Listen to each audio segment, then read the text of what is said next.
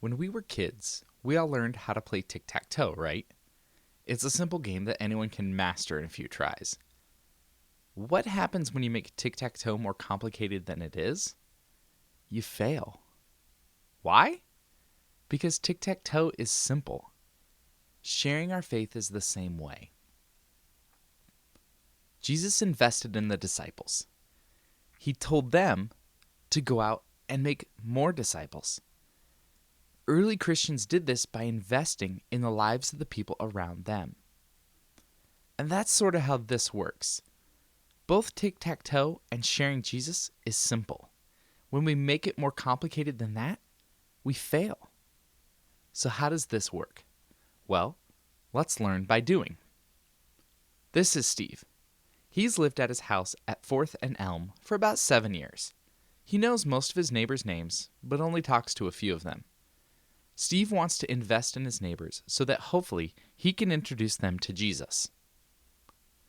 Steve would start out by drawing a simple tic-tac-toe board on a piece of paper. Then he draws his house in the middle. That's your free square. Next, Steve thinks of neighbors immediately around him and writes in the names where their houses are. If he doesn't know the name, that's okay. Just leave it blank. Steve's first goal is to fill in all the spaces around his house. So Steve needs to get out and meet his neighbors. How did he do it?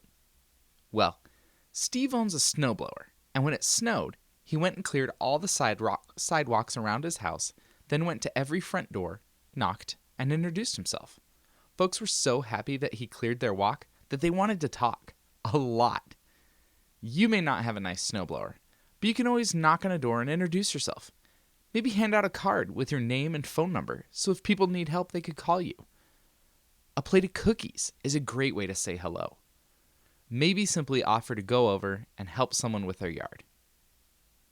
So Steve got all his spaces filled in. Steve's second step was to find out one thing he could be praying for each house. Now, because he had made such a great initial impression, people were happy to share. The best part about this is that 1 week later, he had a reason to follow up. The third step is to find out where each neighbor is in relation to Jesus. Do they know Jesus? Have they been turned off to church? Are they lapsed Buddhists? Find out where each neighbor is spiritually. Then use that as a springboard for simple conversations. The more Steve prayed for his neighbors, the more he grew a heart for them. When Steve's neighbors saw that he genuinely cared about them, they began to share more and more. Before Steve knew it, he saw his neighbors like Jesus sees them, with compassion. Eventually, Steve was able to introduce some of his neighbors, Frank and Lisa, to Jesus.